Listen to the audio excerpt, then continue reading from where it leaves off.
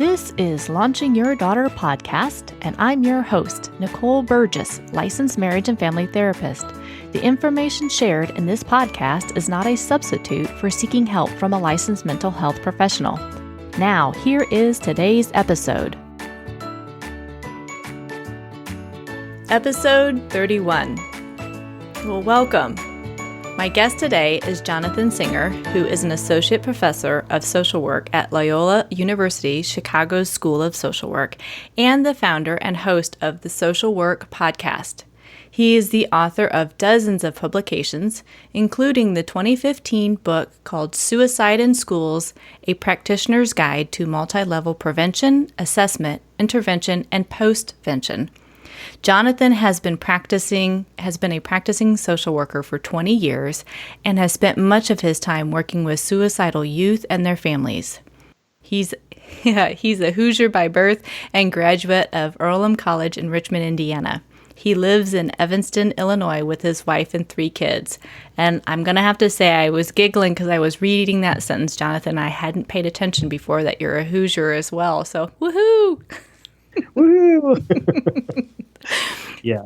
Thank you so much for being on the podcast today. I really appreciate you taking the time to be on here and share some more about what we're going to talk about today. Oh, I'm very excited. Thank you so much for having me, Nicole. So if you wouldn't mind, tell the audience a little more about what it is that you do. Well, so my job is divided into 2 parts these days. So the first part is the teaching and the research. And I do that, it's kind of the professor thing, teach a class, talk about things, do research, create surveys, administer them, sort of do intervention outcome research, that kind of thing. And then the other piece is the working with folks that are suicidal. And I do a lot less of the working with suicidal folks now that I'm a full-time professor. But when I work with folks that are suicidal, I really try and, especially the kids, I take a family perspective because I don't think that you can do good work with the intention of long-term results with a kid unless you're working from a family systems perspective. Now, that doesn't mean that the family has to be there.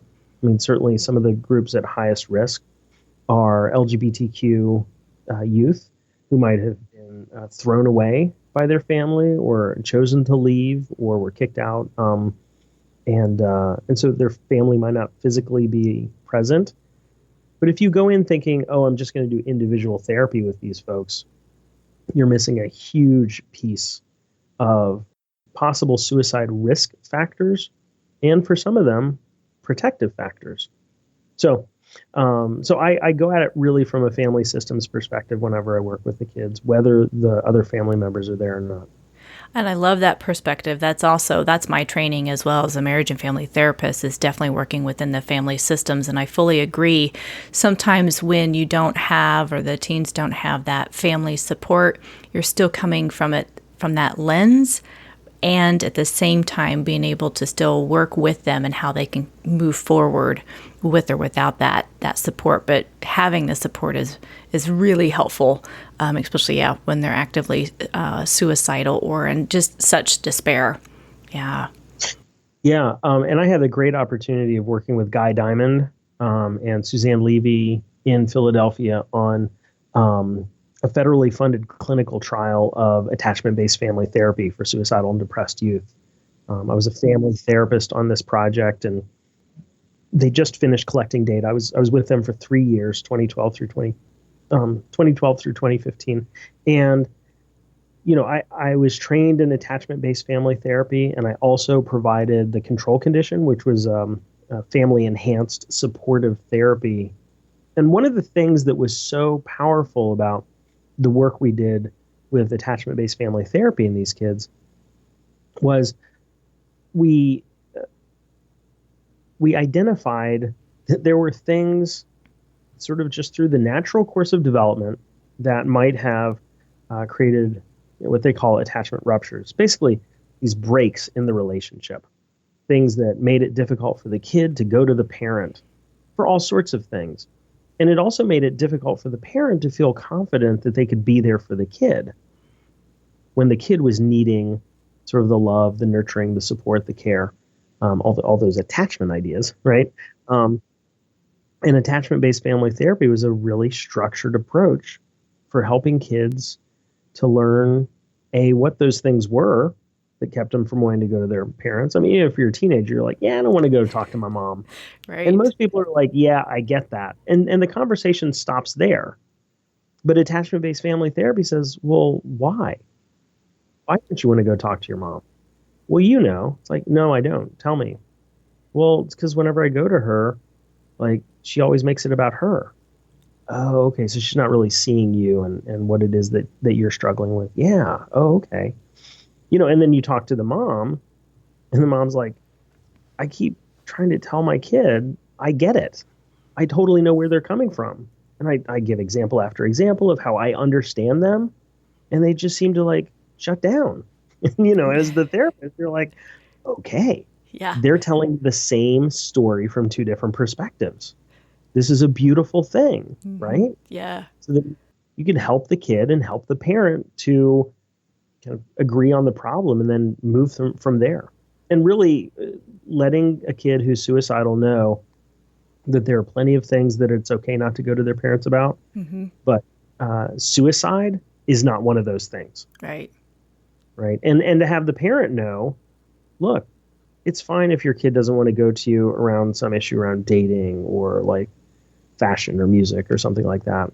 But if your kid is saying to himself, it would be better to kill myself than talk to my mom, then that's a problem. Yeah. Yeah. And what you were talking about earlier there, where it's that small bridge of getting if both the teen and the parent is on the same page, they're just kind of, I call it talking over one another, where they're not feeling like they're seen. It's like, oh, that's an easy little kind of tweak in just the language and being able to reflect that back. And it's like, boom, now you're right on the exact same page where both of you are feeling more seen and heard. And you're absolutely right that when there are certain topics, it's not a big deal if they're not talking to their parents. But when it comes to suicide, it's so important for the teen to say something to their parent or another trusted adult that they're really struggling, so that the help can be established and get them the support that they need. Absolutely. Yep. It's totally true. You and I were talking kind of through emails back and forth, and I know some of my past experience, and it's been years, but I used to be on the suicide and crisis hotline, and I know suicide for teens is pretty high up. But you and I were talking about kind of what are some of the statistics between, adults and teenagers regarding either the risk or suicide just in general, I guess. Like, what are some of the statistics that go with that?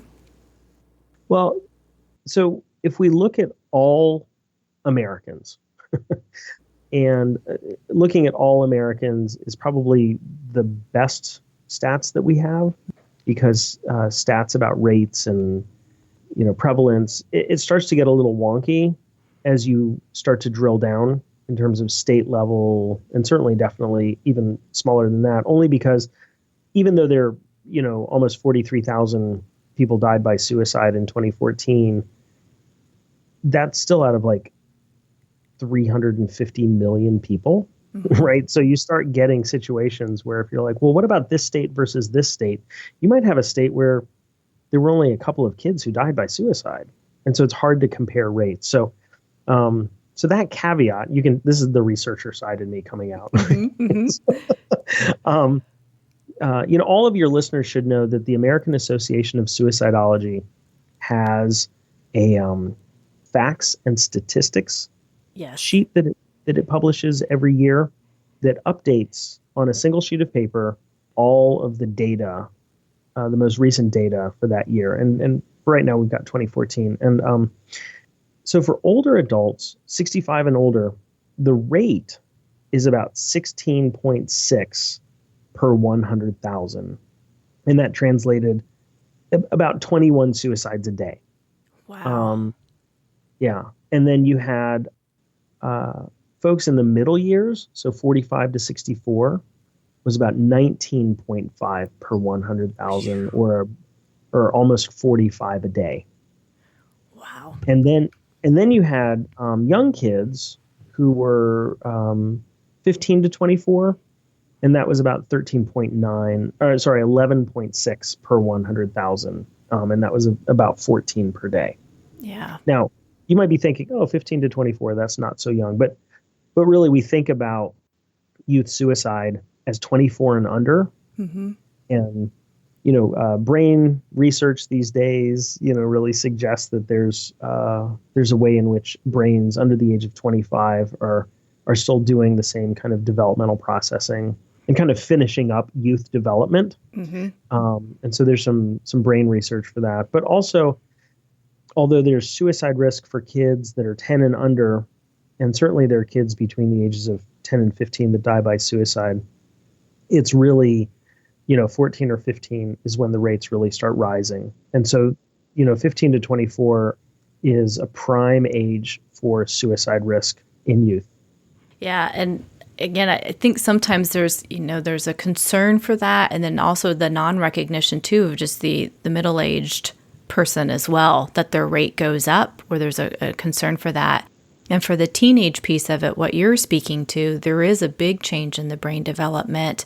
And as I know I know, and you're going to share a little more about the research piece of it, there are so many different signs to be aware of to help, again, give the support to that teenager who may be struggling right now with some depression or thinking that they don't have any way out and that they're really concerned about things and they can't see, the next day, tomorrow's a new day type of thing.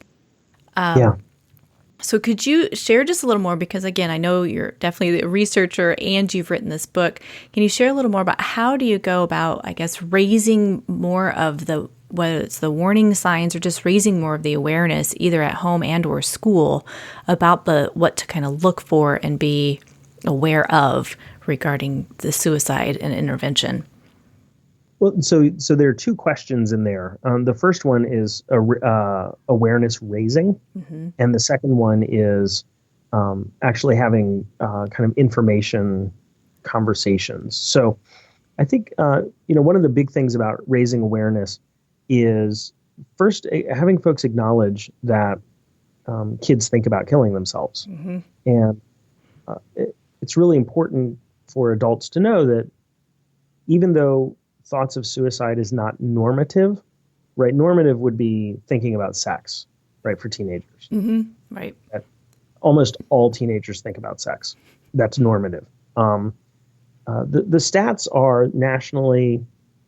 Matthew Knock from Harvard wrote a paper a couple of years ago, and he said that sort of the lifetime prevalence of suicidal thoughts is about 12%. Right, so it's about 12% of kids up to the age of 18 will at any point in their lifetime report having thought about suicide. Well, that means that 88% don't. Mm-hmm. Right, so this is not a normative experience. That being said, it's normal enough Mm-hmm. that it has to be acknowledged as something that some kids think about. And even if kids are not actually having the thoughts themselves, they likely know other kids who are having these thoughts. And so the kids are having the conversation. And so if the parents are not having the conversation, then they're just missing out. Right. Right. And so how do these conversations happen? Well, one of the ways is that adults can post on Facebook. They can say things like, I know that there have been some kids in my kid's school, who, according to my kid, have been talking about suicide. Like, what do I do? How do I have this conversation? Like, do I talk to my kid about this? And that question really speaks to this myth that bringing up suicide is going to make somebody suicidal. Yes, that's a huge myth. I have that conversation, at least once a month with somebody about how that's a myth. Yeah, it's a huge myth. And so people don't even know that they're believing the myth that talking about suicide will make somebody suicidal, right? They're not even conscious of that. So it's actually really valuable to say, bringing up the conversation with your kid and saying, is this something that you've heard your friends talk about? Yeah. What have they said? This. and acknowledging this is probably weird for you to talk about with me. Yeah. And I want to let you know that I know that there are kids that think about killing themselves. And what's important for me is to know how I can help you either talk to your friends, because this can be really overwhelming to have to manage as a kid. It's overwhelming to manage as an adult, even one whose job it is Right. to do this. But if you're a kid and you're trying to negotiate issues of like trust and fairness and acceptance, and are you in the in group or the out group and all those sorts of things, like it's super difficult to negotiate that. So, as a parent, you can say, I want to know what's being said, because I want to be able to be a resource for you. And if you have had thoughts yourself that maybe life wasn't worth living, I would want to know that too. Because I know that there are all sorts of reasons why people might have those thoughts. And a lot of times they can surprise people. Like, I never thought I would be the kind of person that would think that. And if that's happened to you, I want to know. Because what I know is that people can find lives worth living. And that's one of my jobs as your parent, is to make sure that you're having a life that you want to live. And so you can sort of... Go ahead. Go ahead. Well, I was going to say, so, you can have this kind of pep talk. Obviously, it depends on the relationship with the kid, but, you're acknowledging multiple things at this point. And one of the sort of the larger ones that is not being expressed explicitly is that you are not afraid to talk about it. That's exactly it. That's exactly it. And that is the important thing. Like, because kids, like, that's the thing, like with teenagers, especially, if you are explicit about some things, they might distrust that. Mm-hmm. So if you're like, I'm not afraid to talk about suicide risk, they're like, really? Well, what if I told you this? Uh-huh. But by doing rather than saying, right? Then you're proving your point. Yeah. The other thing, what I liked about what that example you gave, it's not only are they checking in with if they've ever, their kid has ever had, their teen has ever had those thoughts, also letting them know that they are there, that if they've got friends or peers talking about it, that it's really important that the teenager doesn't become the secret keeper and feel like they don't have a way out to help their friend. Yes. And I know one of our kind of lines that we used when I did the suicide and crisis work, it's, you would rather have a friend that may dislike you or end your friendship than one that ends up killing themselves and you no longer can have any of those kind of fights. So yeah, that's exactly right. Yeah. Yeah. So being able to say as the parent going, hey, it's okay to talk about, and it may be really weird to talk about, and it may be hard to talk about, but it's something that as a family, we can definitely do that and get, if your friend needs help, I can call their parents, or we can give them some resources, that sort of thing, to help move that along.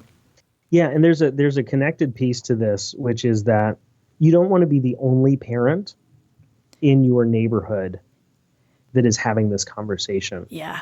And there's this institute, it's called the Search Institute, and they identified 40 developmental assets. It's kind of a positive youth development model. Mm-hmm. And one of the things that they said correlated with good outcomes for kids, and this included like, high school graduation and, sort of not being arrested or, unwanted pregnancy, those sorts of things, was having parents in a community where there were shared parenting values.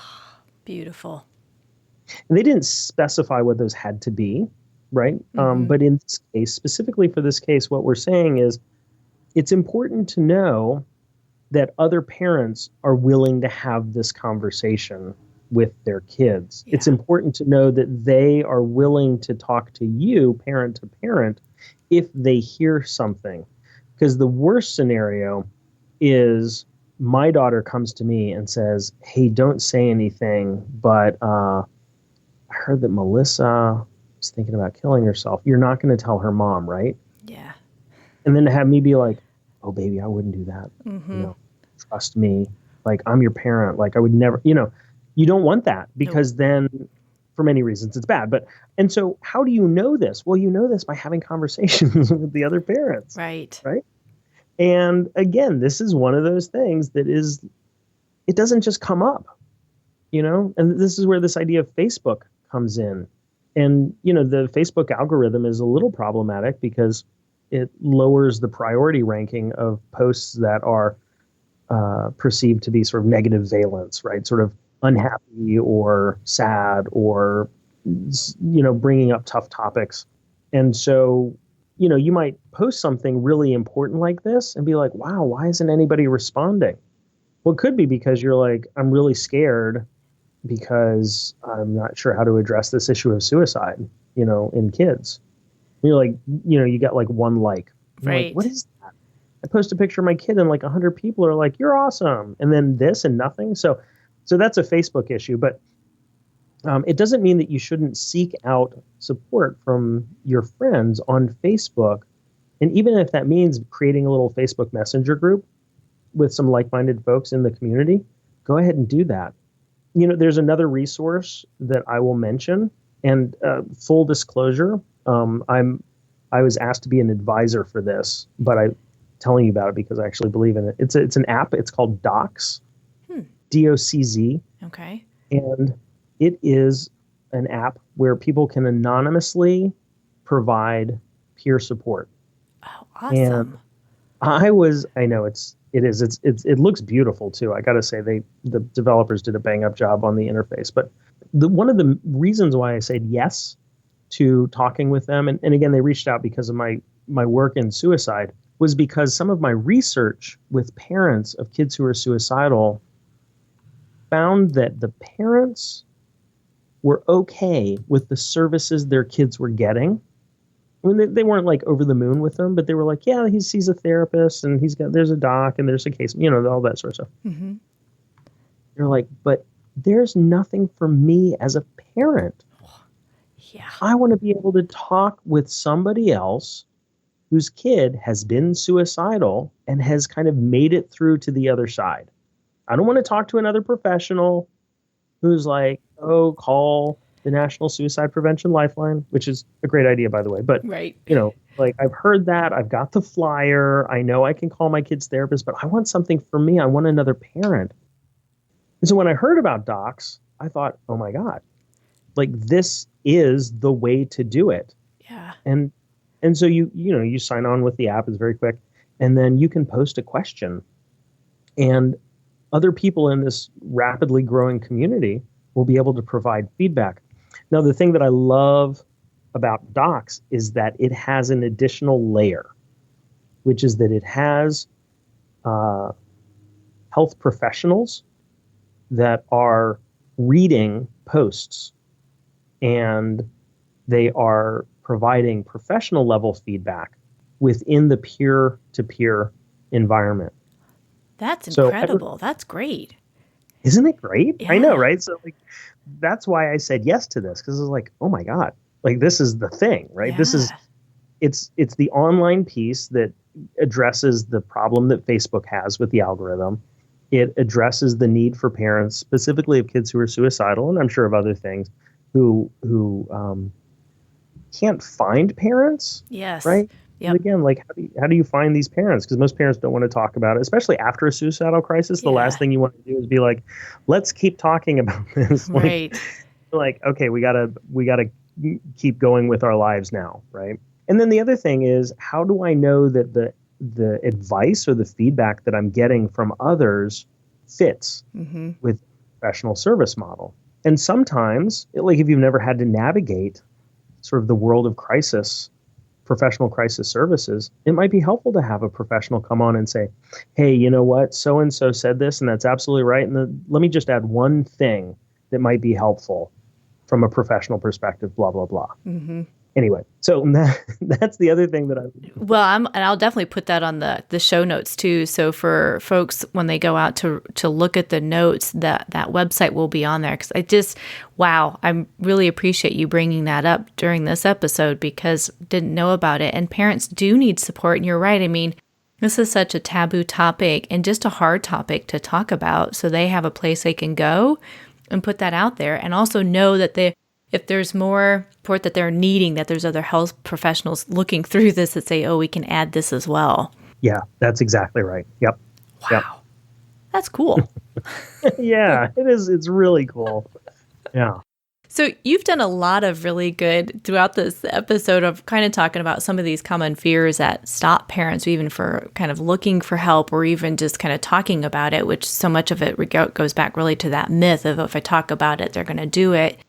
What are some ways that parents can keep getting that support, whether it's for their teen or even at the school setting? What could they do to kind of get more involved, or who would they go to if they are concerned about their teenager? This is such like a complicated question. I like loading them up that way. Yeah, you do. You do. You done went there. Mm-hmm. No, so here's the thing, right? Like one would think, oh, I'll just go to the school counselor and that'll be it. And I have mad respect for school counselors, school social workers. They have nearly impossible jobs. Yes. Right? Yes. Caseloads of sometimes like 1,500 kids. Yeah. But one of the things that you should do as a parent is to find out what the district's policy is for kids that say that they're suicidal. Because if the school district has one of these really kind of draconian backward policies that says kids at risk for suicide are essentially suspended until a mental health professional can write a note saying that they're not at risk anymore, you want to be very careful about what you're saying. I know. I didn't know about that. Wow. Yeah. Well, because, you're going to have people from all around the country listening to this, and they're, this is more the case in certain areas than others. If this is the case, and I'll just say, if kids are in parochial schools or private schools who, fair enough, they have very few resources, right? They might not have central office that can have a crisis unit come in or whatever. And so they're like, we can't deal with this. We'll just get rid of the kid. Problematic because essentially you're punishing a kid for reaching out, which is a really bad precedent to set. And also, if you ask the kid, like, what are your reasons for living? And the kid says, school is the only place where I feel successful. It's the only place I see my friends. I have a special bond with the lunch lady. She really gets me. And then you're saying, okay, get out until you're not suicidal anymore. Then what you've done is you have removed the one environment that the kid feels safe. Yeah. And that's so problematic. Yeah. But let's say you find out that the school has progressive policy and says, well, we definitely don't kick kids out. We coordinate with outpatient mental health. We coordinate with parents. We have a kind of need to know basis for teachers. We set up plans. We do all these sorts of things. We have this great book called Suicide in Schools at our fingertips. And, so we do all of these things to protect the students. Well, if you're really interested, oftentimes schools and school counselors are very grateful to have essentially ambassadors out in the community who are willing to talk with other parents about the need to have assemblies, especially for older kids. Yep. And when I say older kids, I mean older than elementary school, like so middle school, high school, where they address issues of suicide. Because if you just have the school counselor being like, hey, so we're bringing so-and-so to talk about suicide risk, people have to opt in for that. Yeah. Right. Almost anything else that happens in school, parents have to opt out. But when it comes to suicide, they have to opt in. And so to have somebody say, hey, look, I believe this is really important and I'm going to have your back on this one. I'm going to call my friends. I'm going to be like, you need to opt into this. You need to, like, that's amazing. And schools don't have the time or the energy to kind of rally that support. So that's one really good thing you can do. The other thing is you can find out what sort of programs they do have, right? Do they have a Signs of Strength or another SOS program?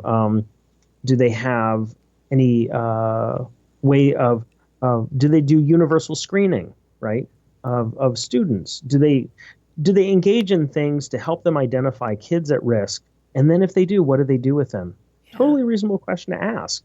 And that way, okay, my school or my kid's school is a place where they're actively addressing this, or it's a place where they're actively sort of ignoring it or doing things that are problematic. Yeah. That would be a great way. I'm sitting there thinking, I'm not even sure if some of the schools around here, they do some of that screening piece of it. And if they did, it would be so helpful, not only for the school staff, but again, the families out there to say, hey, we've got some concerns. Here's this. And again, here's the resources. Here's what we can do here at the school. Yeah. That way, give them some steps to go to, I guess, cut it off before it becomes a crisis, that it's being about more preventative than anything else. Absolutely. And what I'll say is for all of the folks that are listening that are therapists around the country, if you work with kids and you have expertise in working with suicidal kids, I mean, I totally understand that if you're in private practice, you can't handle more than a couple of kids who are suicidal at any given time. Like, Right. it's a huge time suck. But take a moment and contact your local school and say, here's who I am. Here's my training. This is what I do. I'm a resource. I can't take every kid you send me, but I'm somebody, because one of the things that stops schools from doing screening is because all screening programs require that schools establish resource and referrals prior to screening. Gotcha. Because, I like to explain, screening is like panning for gold. You shift around, the water's a little muddy, like you're not sure where those little bits of gold are. And then finally the screening happens and you pick it up and there's that. And then what do you do once you found that kid who is at risk for suicide? Well, if you don't have anything, then that's where the school gets into big trouble. Yep. And so a lot of times schools say, well, we're just not going to screen because we don't have the list. We don't have the time or energy to set it up. But if you're a school council, I mean, if you're an LMFT, an MSW, an LPC, whatever you are, school psychologist or psychologist, call your school and say, I'm here. I think it's really important for you to do screening for suicide risk, and I'm happy to be on a resource list. Schools will love that. Yeah, absolutely. Well, I know we could truly talk about this all day because there's so much information regarding suicide, raising awareness, some of the things to look out for, resources, how to help, the parents have the support they need. I also know you have other things on your to-do list today as well.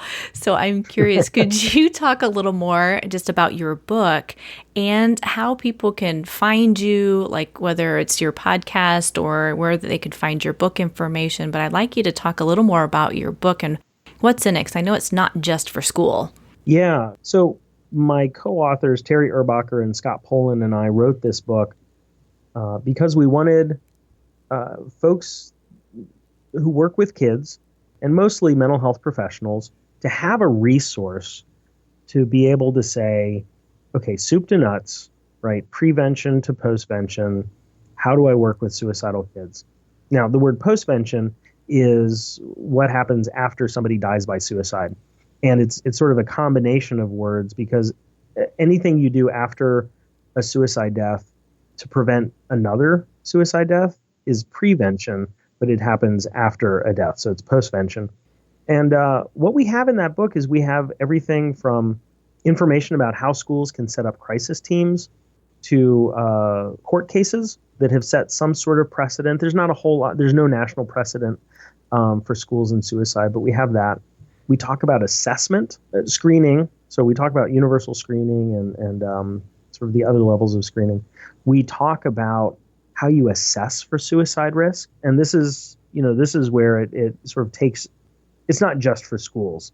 Anybody that works with kids can use the information that we have there. And we developed 3 forms that anybody can use. One's a suicide risk screening form. So it's just 5 short questions, and it can be used to screen for suicide risk. We have a suicide assessment, which is longer and much more detailed. And then we have something called the suicide risk monitoring form. And you could be in private practice, you could be a school counselor, you could work at an agency. And what you would do is every time you talk to a kid or see a kid, depending on your setting, you can fill out this form. And what it'll do is it'll help to track suicide risk, specifically like ideation and attempt, but also the things that surround it, sense of hopelessness, belonging, reasons for living, those sorts of things. And we've set it up so you can actually data enter it. So you can track it on a graph and see over time, how has risk changed? Because you're monitoring, right? You're not doing a full-blown risk assessment because that takes a lot of time, but you're monitoring risk. And if I can just share this, one of the reviews on Amazon, which is where you can find the book, said, this book literally saved a kid's life today. Wow. Somebody had been using the monitoring form, and they said, this is a kid that I've known, this is a kid I've worked with, and I never would have guessed it, but that day, the monitoring form indicated that that kid's suicide risk had just gone way up, and I would have missed it. But I didn't, because of the monitoring form. And of course, I mean, it was like, okay, that was everything. Yeah. Yeah. If this is the only person that ever bought the book, it would have been enough, right? Yep. Diana. So so there's the risk assessment, and then there's a whole there are chapters that talk about intervention. And so if you're outpatient, right, it talks about dialectical behavior therapy and attachment-based family therapy and some of these intervention approaches that actually are really hard to do in school because most people don't have time to do therapy in school. But if you're outside of school, you can do it. And it gives you a sense of what outpatient mental health folks can ask of school folks so that they can do their job better, as well as what is it that outpatient folks should be doing so that school folks can do their job better. Yeah. And then it ends with talking about what do you do in the first 24 hours after a student has killed himself, or the next several months, and how does the care provider care for themselves after a suicide death. Well, it's very comprehensive. I mean, you've covered so many different avenues in the book, and I really do like that kind of in between the sessions or the follow-up piece of it to do that. It's like, oh, yeah, that's a beautiful idea, because I was like, oh, I guess in the past when I've really worked with more of that clientele, I've not done that. It's kind of the initial assessment. You follow up ever so often on it, but not such a true formal, I guess, kind of follow up like what you're talking about, because it will systematic. Yeah. Raise the flags. Yeah. And I'll say for folks who are thinking about getting the book, we worked it out with the publisher so that the copyright is transferred to the purchaser of the book. Oh, cool. To use this form. So if you buy the book and you're in practice, you can use these forms. Like, you download them on the website. Okay. They're yours to use. Like, there's no copyright issue. They're yours because you bought the book. It's all you. Awesome. Yeah. That is great. Because again, you are very much about promoting having these tough topics, or being able to discuss this tough topic so that it's no longer taboo, and continues to work away at the myth that if I talk about it, it's going to happen. It's like, no. Let's talk about it so we've got it out there, and continue to raise awareness both at home and at school, and to try and get those statistics down even further for the teenagers. That's exactly right. Yep, that's totally right, Nicole. Yeah. So just again, one more time, where can people find you? If they want a little more information about your podcast, where can they go find it? So you can go to socialworkpodcast.com. You can find me on Twitter at SOCWORK podcast. You can find me on Facebook at facebook.com/SW podcast. Or you can email me if you want, jonathan.b.singer@gmail.com. And yeah, those are all the way. And if you're in Evanston, Illinois, just come stop by. I might have you play with my kids because they're full of energy these days. They're 5 and 8. So. Oh yeah, you do have a lot of energy with that age group. Oh, well, Jonathan, thank you so much for being on the podcast today and for sharing all this important information and the research that you've done and you continue to do, and the resources for the parents that are listening. I know I've got parents and or other mental health professionals that listen to this, so I really appreciate all the information that you've given us today. It's an honor and a pleasure, Nicole. Thank you so much for having me. I hope you found this episode with Jonathan not only helpful but very informative for all my parents who are listening, that they're not alone in this journey. And if your teen is suicidal, there is help. So I'm going to give you a couple different hotline numbers as well. It will also be in the show notes. There's one thing Jonathan and I talked about. He was talking about there's a crisis line, which is now it's actually a text hotline. And to start it, you have to text 741741. And this is as of right now here at the end of November in 2016. On their website, it says it's free support at your fingertips 24 hours a day, 7 days a week. And it's from here anywhere in the U.S. So you have to be here in the USA for this to work. There's another suicide prevention hotline, which is 1-800-273-8255, or it's 1-800-273-TALK. That's also available 24 hours a day, 7 days a week. So those are some of the hotlines that will also be on the show notes. Parents, I want you to know that you truly are not alone in this, and I do hope that you reach out for help if you're concerned or really struggling with this. And if your teen is talking about suicide or having thoughts of it, please go seek professional help, not only for your teen, but also for you to get that support.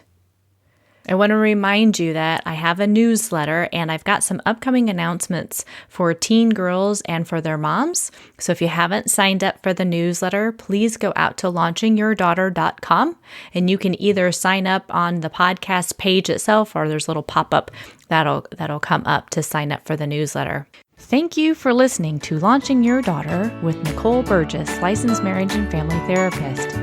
For more information or to stay up to date, go to launchingyourdaughter.com. You can sign up for my email list or join my Facebook group. Thank you.